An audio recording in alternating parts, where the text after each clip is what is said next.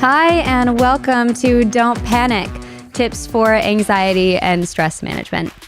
I am Savannah. I'm a clinical social worker here in Burlington, Vermont, and I am here with Prince. He is a registered therapy dog and comes to my sessions with clients with me. He's also happy to be here today. He might wander around somewhere at some point. So the Exhibit A, we are going to break this workshop down into a few different parts. I have 3 tips that I'm going to cover with you. Each tip will be broken up with a question that was submitted beforehand by a viewer. And then at the end, we'll take any remaining questions. So the first tip I want to start you guys with is oftentimes when we're trying to solve a problem or set a goal, whether it's with anxiety or just anything mental health related, we often want to make sure that we're solving the right problem. Too often, someone might come in and, think the problem is one thing, and then we do a little digging and we're like, oh, actually, the problem is much deeper. So this creates what we have known as the surface problem and the deeper problem. Usually, if we solve the surface problem, it's sort of like treating the symptoms. So if you think, for example, if a client comes in and they say, I'm having so much trouble sleeping and my goal is to work better on my sleeping. But later you find out that this client drinks 6 cups of coffee after noon. The problem is no longer they're not able to sleep. The problem is the caffeine. So we want to make sure that we're solving the right problem. In order to do this, we're going to use a skill called the 5 so whats. The 5 so whats look like this. So we're going to start with, it could either be a problem statement or a goal statement. Worded as a goal statement, for example, the goal might be, I want to work on being less defensive and more approachable in hard conversations. So if you word this as a problem, you might say, I am defensive and unapproachable when it comes to hard conversations. So I want you to think for a moment, all right, what would be your goal statement or your problem statement?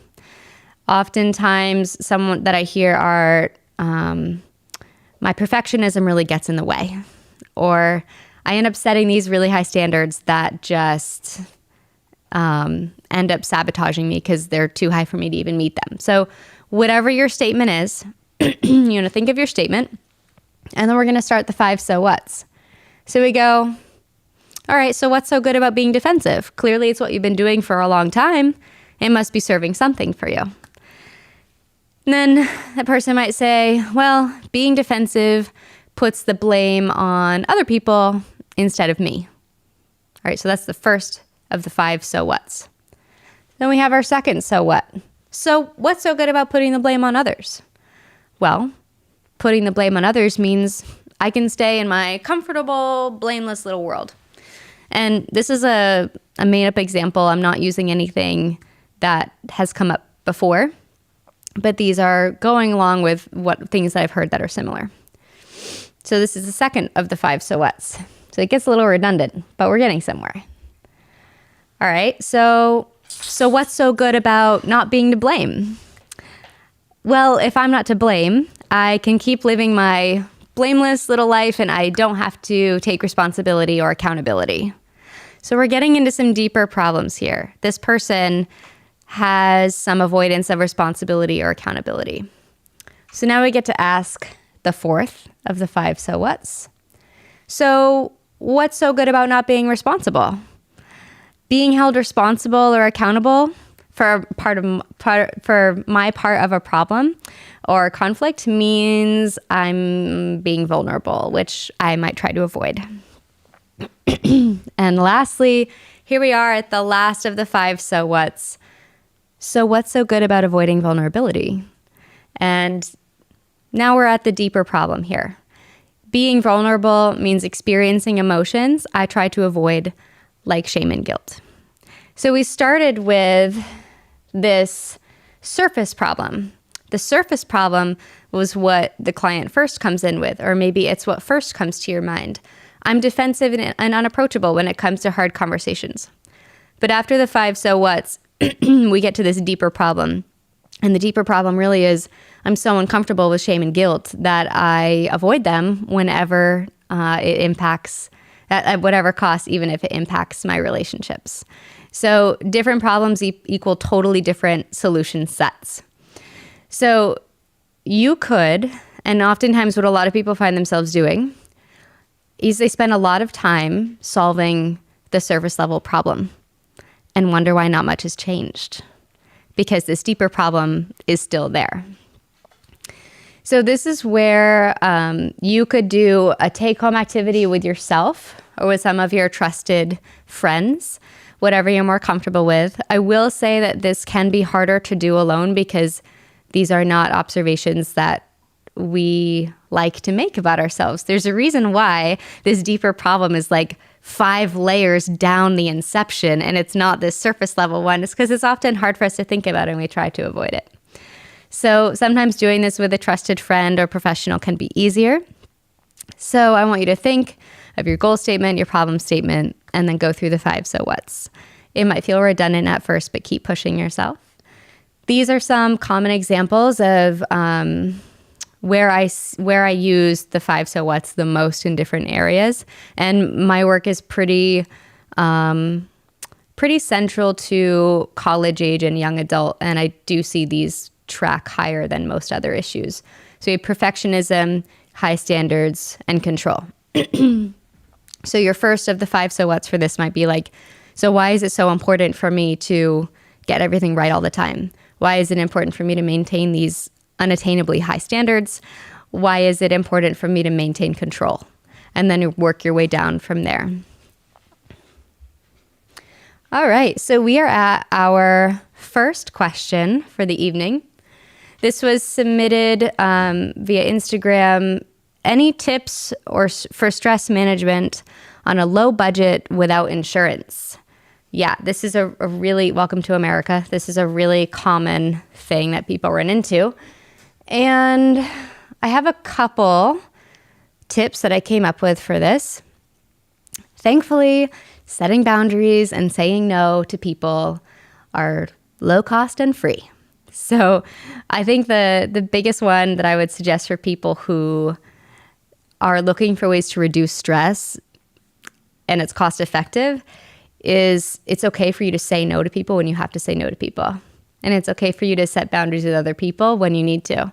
It's okay for you to not pick up that phone if you're not feeling like it or if you've had a long day. It's okay for you to make time for yourself. It's okay for you to put in a personal day when you really need to. And what a lot of people, unfortunately, the position they find themselves in is their financial well-being comes at the cost of their mental health and vice versa. The biggest advice I would give, and might sound kind of counterintuitive, is give yourself permission to prioritize your mental health. Your paycheck is not going to get you very far if you're not taking the care of yourself mentally that you need to do your job. In addition, don't be on your phone prior to bed or immediately after waking up. I will say this throughout this whole thing. The biggest thing that you can do for yourself physically right before bed, this also really helps with sleep hygiene, is put the phone away. And look at something else, or just don't look at a screen. Think about how much of your life, especially right now during COVID, is you're getting all your information and your interactions on a screen. That also means there's a good chance we're getting the majority of the source of our anxiety on that screen as well. So give your mind time to wind down before bed. Stay off your screen. Practice organization. So this can look really, really simple. In my studio apartment, my husband and I think he has it good where where my side of the bed faces the living room. So if I'm going to bed and our living room is a disaster, I'm going to have a much harder time sleeping. So I try to make sure that whatever I'm looking at, or my bedroom is like picked up a little bit before I go to bed, it really helps my mind just settle down a little bit. And make a list or a toolkit of healthy distractions. So healthy distractions really help you in any stressful situation. They can be tactile like this. Most of my distractions for myself are always tactile. I work really well with having something to fidget with, somewhere to put my energy. Is especially great if I'm in a meeting where I'm nervous, or I'm in a waiting room and I can just discreetly be putting my energy elsewhere or distracting myself. I think the most common distraction is good old Netflix, right? And for right now, if that is a healthy distraction for you, then great. Some others might be, if you're an extrovert, giving yourself ways to socialize with people, or reading, getting out in nature. It's a great time of year for that. Volunteering. There are so many different healthy distractions that we can be tapping into. Okay. So now we're on the second of 3 tips that we're going to cover for today. We have interrupting anxious thoughts, So we're going to use a skill called the stop method. If you're familiar with dialectical behavior therapy, otherwise known as DBT, this might be familiar to you. And if not, that is totally fine. You don't need to have any experience with it beforehand. The stop method stands for stop, take a breath, observe, put it into perspective, and plan and proceed. So this is how we start to interrupt some of these anxious or intrusive thoughts that we experience on the daily. We're going to break down what this acronym means and different situations in which you can apply it. Stop is pretty self-explanatory, right? It's just interrupt the thought, notice that it's unhelpful. For me, I've noticed that this sounds like, whoa, Savannah, or slow down for a minute. If I'm like getting all caught up in my head, I'll be like, okay, take a breath. It's going to be okay. And then we literally do take a breath. So taking, oops, a little typo there. Taking an inhale through your nose for about 4 seconds, and then exhaling through the mouth for about 6 seconds. You want to repeat this 3 to 5 times. What this does for you is, no matter how anxious you are, breathing in this way, it forces your parasympathetic nervous system to engage. Your parasympathetic nervous system is responsible for, if you've ever had a rush of adrenaline or you've gotten scared, your parasympathetic system is responsible for calming you back down. So when you breathe in this way, even if you're not mentally telling yourself to calm down, your body will start to do that process for you. So it's a great way to use your body to get out of your head. And then we observe. This is probably one of my favorite steps. Observing is, it sounds a little obvious, but what are the thoughts going through your mind right now? Being like, I'm having the thought that if I fail this test or I don't get this job, that it is just indicative that I am a failure of a human being, whatever your thought might be. Sometimes asking this question can cause us to go like, man, this thought is stupid. Just have patience with yourself. Try to observe your thoughts with no judgment. That's really not the point here. Where is the focus of your attention? What are you really reacting to? That's probably my favorite question to ask people. For example, if you clean the entire house and you go out somewhere and you come home and your partner has left that one dirty dish in the sink, and then you just lose it, right? And your partner's like, whoa, okay, it was one dish. There's part of you that like, you might not actually be responding to that one dish left in the sink. You're responding to the fact that, who knows, maybe you feel unappreciated or whatever it might be, but you're not actually responding to the dish in the sink. So observe what you're really reacting to. And check in with your body. Like, what sensations are you feeling? Are you getting clammy? Are you feeling nauseous, chills, whatever might be going on? Maybe you've noticed that when you're having certain thoughts, you're like way less mobile and it almost has this like paralyzed feeling. So check into what's going on with your body. Then we're going to put it in perspective.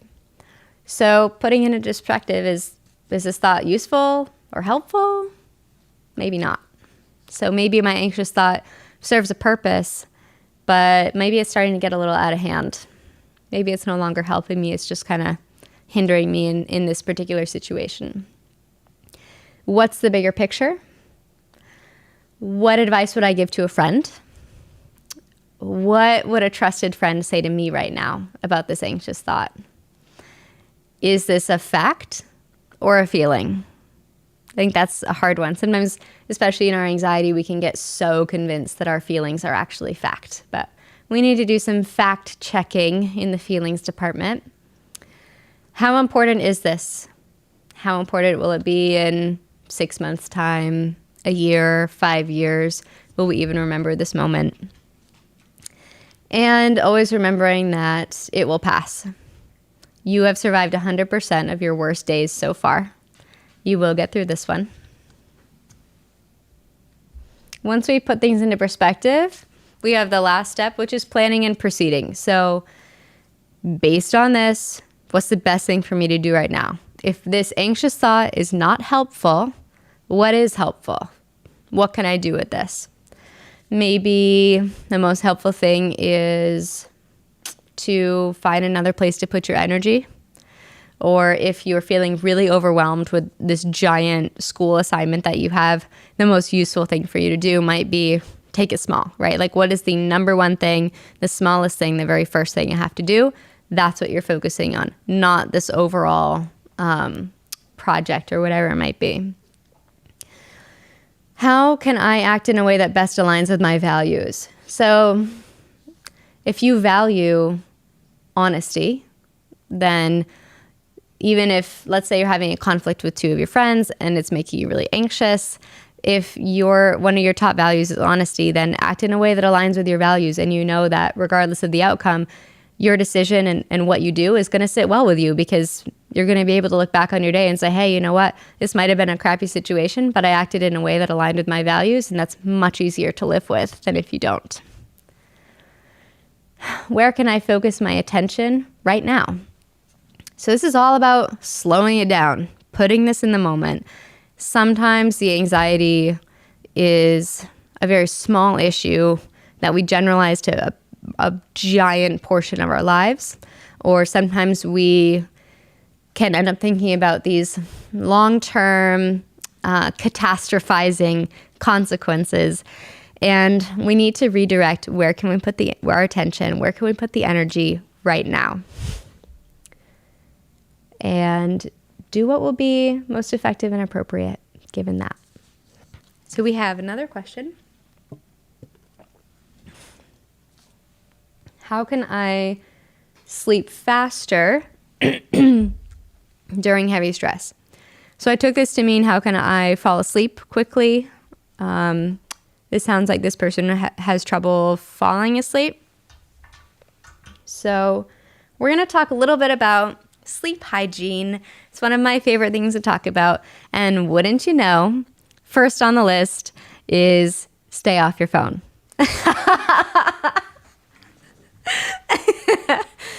Stay off your phone before bed.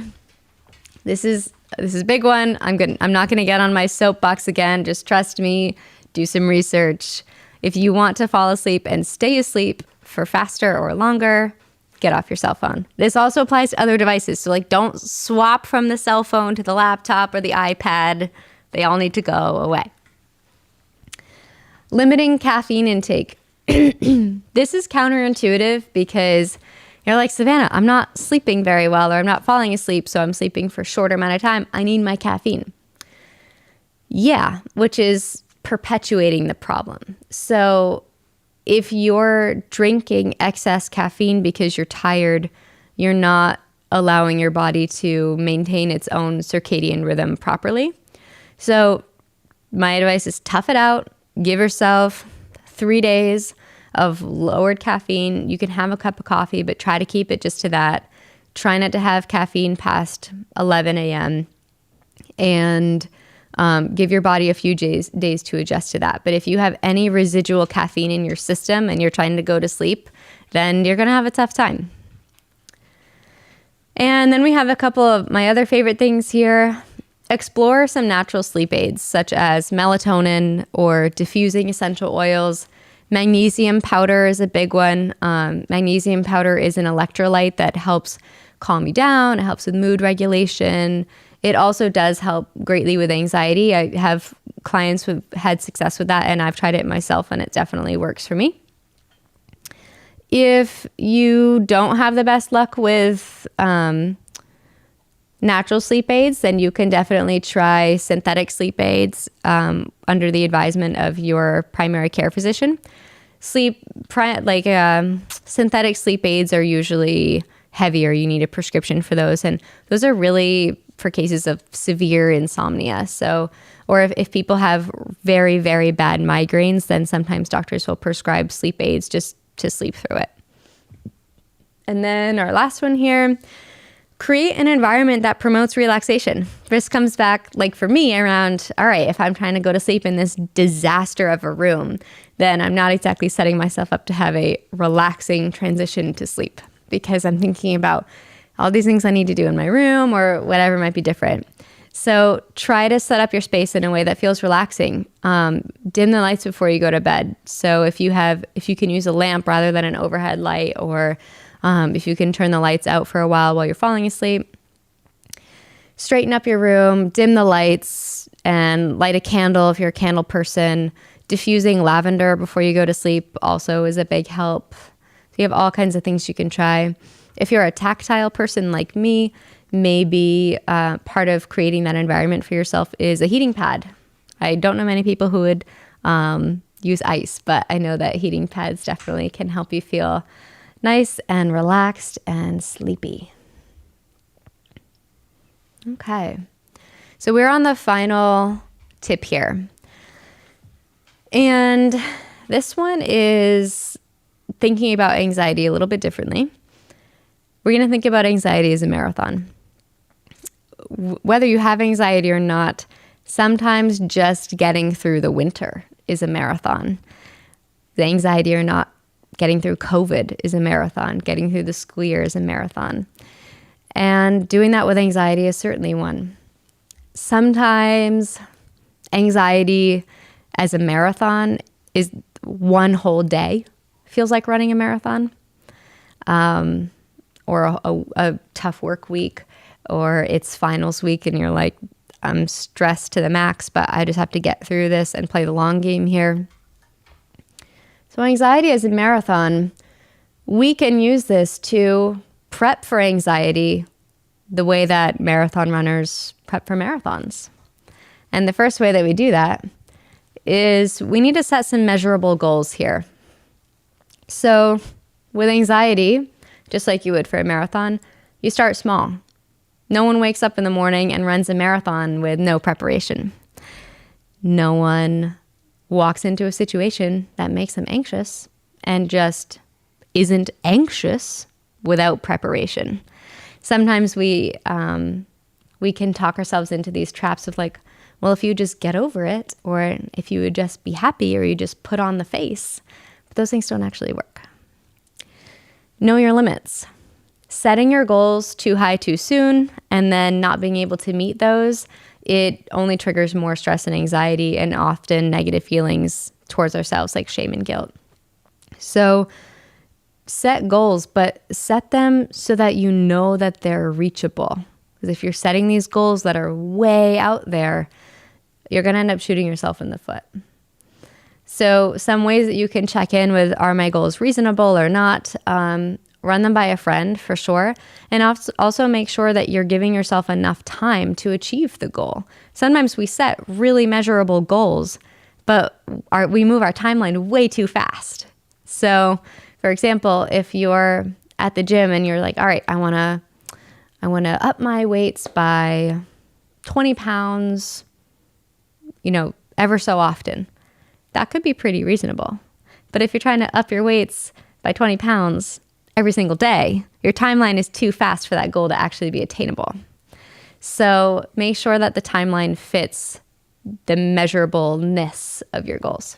Which leads us to this last piece here is baby steps, right? So succeeding at the smaller initial goals doesn't mean you can just jump into the big stuff. So, I can like bench 60 pounds. I'm going to shoot for 300, right? So we get a little ahead of ourselves, but slow and steady wins the race. And just like marathoners, take care of your body. As an anxiety marathoner, you need to take care of your body. This is the way you take care of your body, especially diet and exercise and sleep. These top three really do end up impacting your mental health part of anxiety.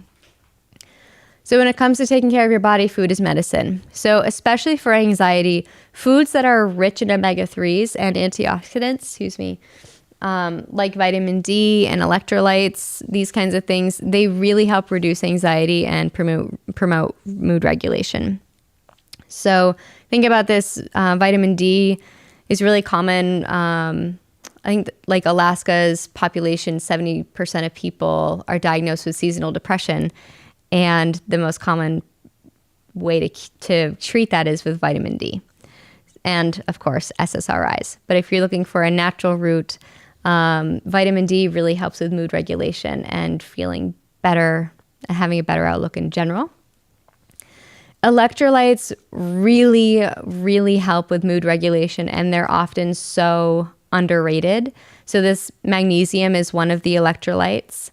Making sure you have a proper electrolyte balance is really easy. It's really cheap. Go pick up a thing of Pedialyte at Costco and just take some regularly, or make sure that you're eating healthy foods that have all your electrolytes. So you can easily Google foods that reduce anxiety or mood regulation promoting foods, and you'll get a really comprehensive list of things you can incorporate into your diet. Of course, we have exercise. Exercise will always, always, always help your mental health no matter what it is you're struggling with. We're designed to move. Our bodies are not designed to be sedentary, and getting exercise really helps a number of things. Primarily aerobic exercise, so anything that's keeping your heart rate up and getting it up pretty high, and active sports. So active sports release certain neurotransmitters, so does aerobic exercise, like endorphins, and it's your body like rewarding you for putting in that amount of energy. We have sleep. So it's interesting when I ask people for questions, I had a number of them about sleep. So this is something that comes up a lot for a lot of people. The biggest piece of advice that I can give in a short amount of time is research what sleep hygiene is, and based on what you get, try to put in sleep hygiene things that really seem like they would fit you in your lifestyle best. Comes back again to putting the phone away, dimming the lights, creating an environment that works for you, any natural medicines that might help with you, limiting caffeine. All of those things are considered sleep hygiene. And exercise and diet can really help you regulate your sleep very well. Caring for your mind. So marathoners often have to take care of their mind as well, right? So just like a marathoner has to preserve their energy for the big race, we also have to preserve our mental energy. Preserving our mental energy, we're going to pause and talk about this thing called decision fatigue. So when you have anxiety, I want you to think for a minute about how many thoughts go through your head every day that are anxiety related, and how many of them are decision making oriented. So what am I going to wear today? Who's going to see me? What might they think? What do I need to prepare for? When is the world going to end? We ask all these questions that are very preparatory. They're designed to be protective. Anxiety at its core is actually designed to protect us. Sometimes it just gets a little out of hand. So when we talk about decision fatigue, sometimes on the days where anxiety is the highest, we get through half the day and we are so emotionally exhausted that there are no words for it. And oftentimes what that is we've spent the entire day, we've fatigued our brain by trying to answer all these questions we don't actually have answers to. This comes back to the STOP method around we've put our brain to use trying to answer questions that are not actually helpful to us in the moment. So things that I do on a daily basis to help with my decision fatigue, I make my morning routine as mindless and repetitive as possible. So I could go through my entire morning routine with my eyes closed at this point, and it looks the same every day. I keep things in the same place. You don't think about how much that matters to you until, let's say you're in the shower one morning and the shampoo and the conditioner bottle are switched. And then your brain goes, wait a minute, what was that? So it comes down to the little things. So keeping things in the same place, keeping your routine as regimented as possible, keeps your brain from having to make any big decisions before you're out the door. So if you take anywhere from 20 minutes to 2 hours getting ready in the morning, you've just saved your brain all of that energy because you're not asking it to make any big decisions about what your morning looks like before you leave for work.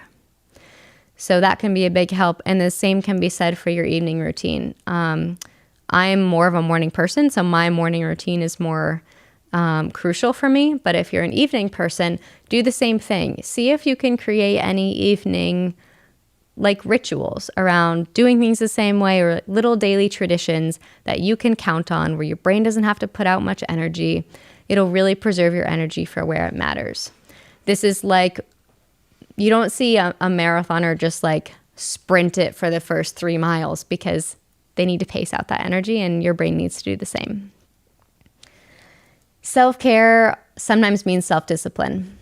So marathon runners don't succeed without discipline and routine. This is coming off the preserving energy. So build these routines to preserve your energy, but then keep doing them. Commit to these habits, because your self-discipline is really where you commit to the work here. And self-discipline needs to also be within your measurable goals, right? So I'm going to go to the gym every day. You might get there, but maybe your self-discipline for the first week is, I'm going to go to the gym twice a week for a month, and anything extra is great. But at least I've met this goal, and then you can increase from there. And your self-discipline can increase with the measurability of your goals. Find someone to help you train. This is a sneaky way of saying seek professional help. So marathon runners often use trainers, right? Just like you might use a personal trainer at the gym for physical maintenance, or you might go to the mechanic for car maintenance. People go see therapists for brain maintenance too. And professional help is it's really crucial sometimes for some people to get through the certain decisions that they're trying to make. Okay, so we're at our last question for the evening, and then I will open it up for any questions that are in the chat. This question is how to pick a therapist, and I have some tips that I've used to pick my own therapist, and also things that I walk my clients through if they're coming for an intake for the first time ever with a therapist. Do your research, right? So this can look like a couple of things. You can search for providers in your area by Googling therapists in Timbuktu or wherever you are. Psychology Today has a pretty good directory of therapists. You can search by your hometown. You can specify it down to insurance, male or female, what you want therapy for, what type of therapy you want. It's really great. You can get really comprehensive in your search filters. So that's been a big help. If you don't have insurance, that is okay. A lot of providers right now are taking sliding scale to accommodate people throughout COVID, because health insurance is really tricky for a lot of people to get, and it shouldn't keep you from getting care. We have, this is my favorite. This always surprises people when they come in. Shop around. So if this is your first time looking for a therapist, book one appointment or one intake with a couple of different people. Because if you've never sat in a room with a therapist before, you want to have something to reference, or you want to have like some idea of, does this person work better for you than this other person? Because so much of what's considered success or favorable outcomes in therapy is determined by client-therapist fit. So most important is that you make sure that you jive well with this person, you feel comfortable in a room with them, that you like vibe well with this person. That's honestly what's most important. So schedule with a few different people and see who you connect with best, because that's what's probably going to get you the furthest. It is totally okay for you to come into your intake and ask us questions. Some questions I've been asked are like, how would you describe your clinical style? I love that question. What do you do for supervision? How do you handle conflict? You have every right to treat your intake with a therapist as you interviewing them, because you're the one opening up in that relationship. So you want to make sure you're doing that with someone you feel pretty comfortable with. And lastly, it's all about the relationship. So this just comes back to that personality fit. Make sure that you're in a room with someone who feels good for you, because it doesn't matter how good of a professional someone is if you don't feel comfortable with them, because you're only going to get as far as your comfort level.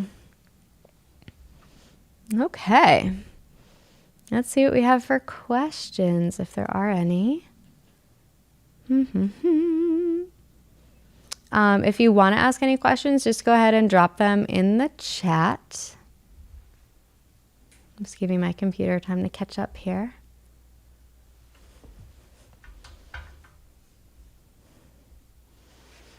Do you see any, babe? How do you create such a regimented routines? It seems like I can't do anything the same way twice. Yeah, that's a good question. How do you create a regimented routine? Well, it needs to feel right for you. So it might take a while for you to find out what feels like the most streamlined process or the best process in general. I would say it's sort of like, after all these years, you probably brush your teeth the same way, right? It takes a while to build these habits. So I would start small. I'd start with one thing. Whenever you're habit building, it always helps to pair the habit you're trying to build with a habit you already have. So think about something else you already do every night or every morning. Maybe you take a medicine. Maybe you brush your teeth.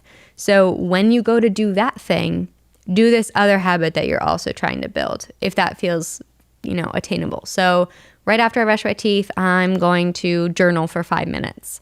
Or right after I get out of the shower, I'm going to, if you're trying to get better about, skincare, meditation, you're going to do it right after you get out of the shower. Pair it with another habit that you already have, and that just helps save your brain a lot of work. Because what habit building is it's actually your brain turning a back road, say, into a superhighway. So when this neural network is a back road, that's something you've only done once or twice in habit building. The more you do it, you turn that neural pathway into a superhighway because it's done the habit so many times. And you need to give your brain time to do that. So try sticking with it. Again, start really, really small. Make sure whatever the routine you're trying to build is reasonable and is actually attainable for you right now, and see where you get from there. Why did you choose this profession? Oh, that's a loaded question, but I love it. Can you repeat it? Yeah, the question was, why did I choose this profession? There is no quick way to answer this, but I will say that I saw a lot of people go through things that I saw a lot of people have pasts that created issues for them later on that didn't have to lead to bigger issues had they sought proper help. And that inspired me to want to keep people's like trauma or past from having these major repercussions later on. I also I'm just someone who's like a lifelong learner, and I'm always super curious about people and what makes them tick. So selfishly, I get to spend most of my day in the minds of other people, which is just really fun. Sometimes it's a great way to get out of my own head, but my own therapist puts me in check for that. How do you navigate a relationship when both parties have anxiety? So the question is, how do you navigate a relationship when two people have anxiety? I'm going to guess this is romantic relationship. Okay. Well, the biggest thing that comes to mind here is learning to have grace for each other. Because sometimes, even though you have anxiety and you know you have anxiety, whether one partner has anxiety or not, living with a partner who has anxiety gets frustrating sometimes. And then when you both have anxiety, it can be kind of triggering, right? So I think the most important thing would be to acknowledge that, have grace with each other, know when to give each other space, know how to communicate your needs to each other. And that might not always be in the moment, because if someone is having an anxiety attack, they're not likely going to be able to tell you in that moment what their needs are. So communication, always, no matter what's going on in the relationship, the answer is always communication. So maybe make a plan with your partner beforehand of like, hey, when I'm experiencing anxiety, this is what's helpful to me. And you almost create this toolkit for each other of ways you can help each other through your anxiety. Also create a plan in advance for, when we're both feeling anxious, here's how we can live together. If you're both having a day where you feel particularly triggered in your anxiety, know how you can create an environment that can subdue both of you together. And I'm definitely biased, but I think therapy is the answer for almost everything. So you can always seek a couples therapist and say, we're here for like 3 to 6 weeks to gain communication skills to work us through our anxiety, or to gain skills or to like learn how to deal with our anxiety together. And you don't have to commit to therapy long term. A lot of people go to therapy for like problem solving one particular thing. Sometimes they decide to stay in therapy together after that, but you don't have to commit to that. Any tips for starting a new relationship after quarantine? Tips for starting a new relationship after quarantine.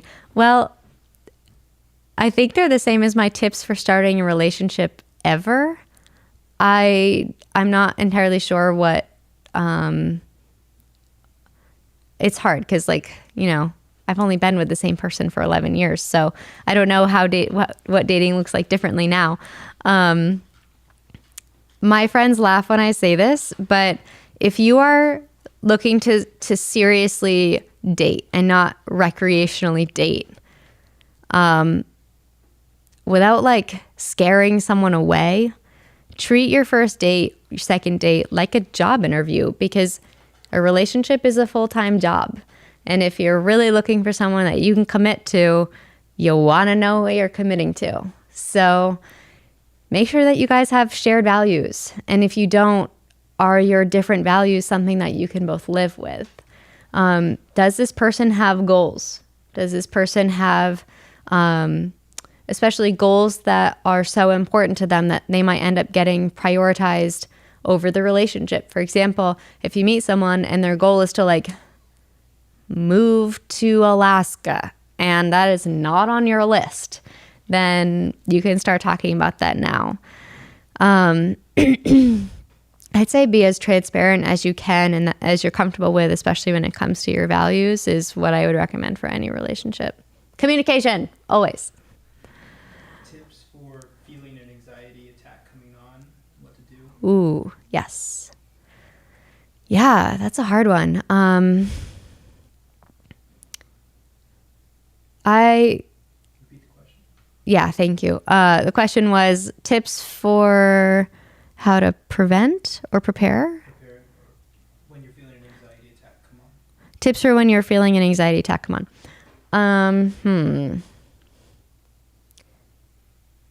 I think this is the kind of thing that if you're experiencing frequent anxiety or panic attacks, my number one recommendation for you is to get professional help, because that is something that is, not gonna lie, very difficult to stop on your own. And there are professionals who are trained to help you navigate those. If that's not an option to you right now, one of the biggest things that you can do to help yourself is you need to have what one of my clients affectionately calls her calm the F down box.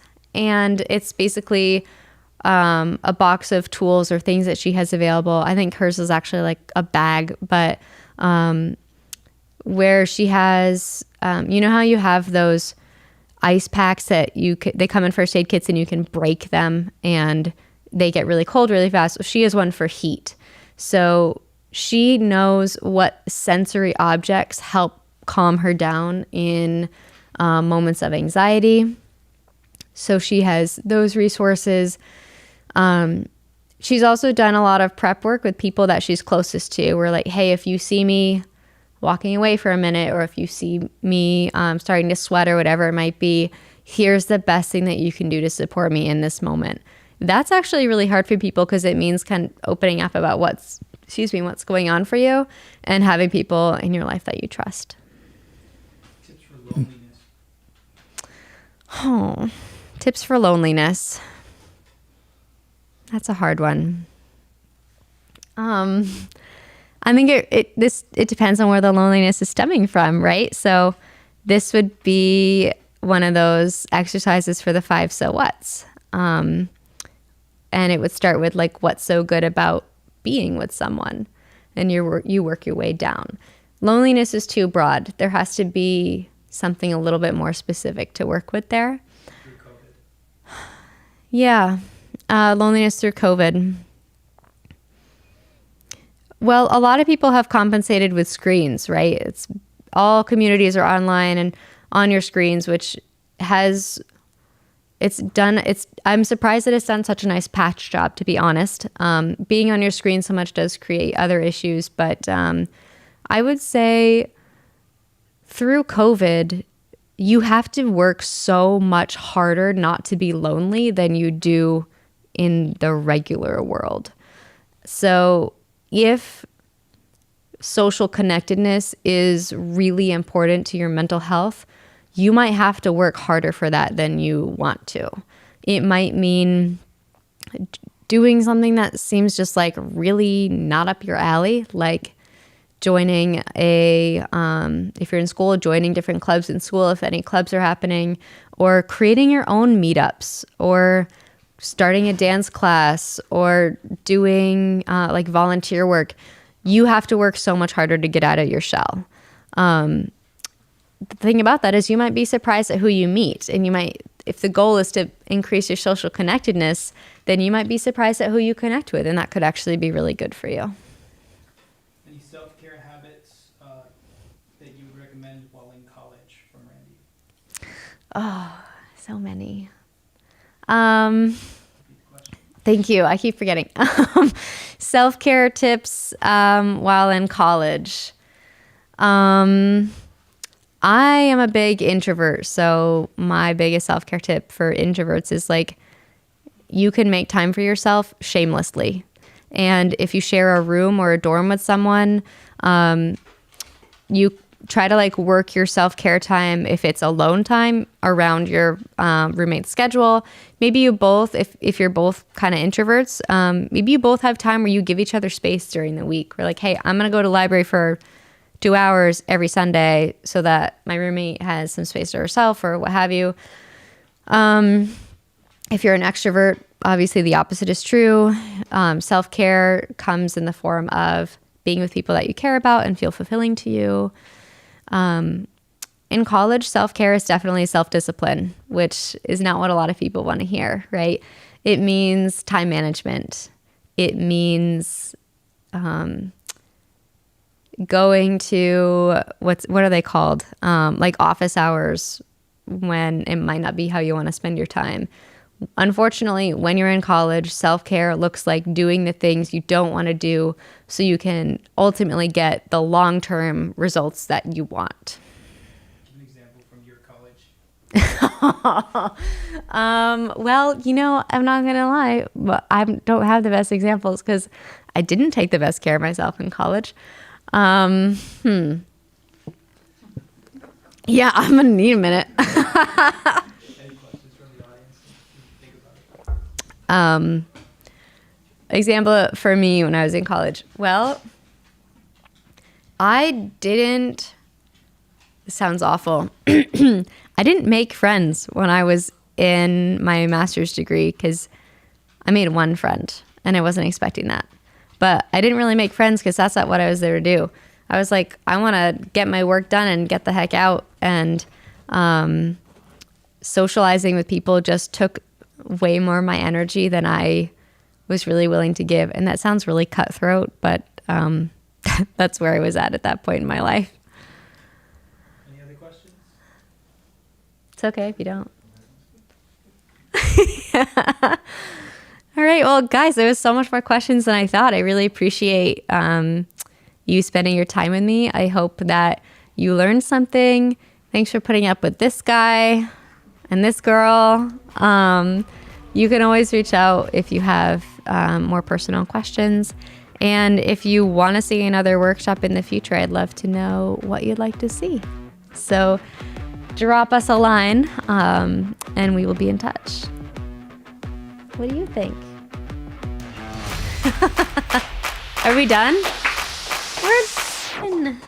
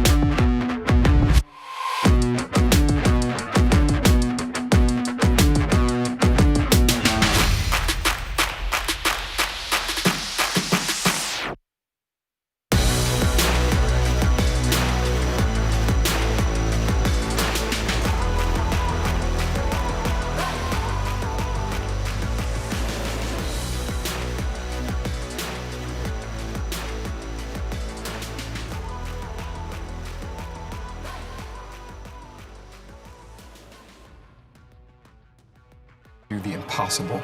Abolish slavery everywhere, forever.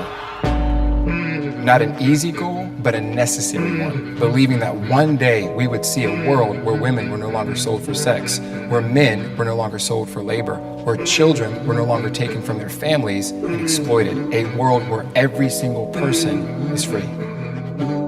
And for 12 years, we've seen that real change is possible when we all come together. What began with one survivor increase is now thousands of people experiencing freedom all over the world. Hundreds of traffickers have been sentenced. Millions of people have been educated, all because people just like you decided to do something. What if this year we continue to turn up, stand up, and fight? That even in the face of uncertainty and adversity, we wouldn't back down, but we would move forward together, believing that through our collective action, freedom will prevail. Join us October 17th as we gather globally online and take action together. in cities, towns, and local communities around the world. For the millions still enslaved. For the world that we want to see. For freedom. For freedom. For freedom.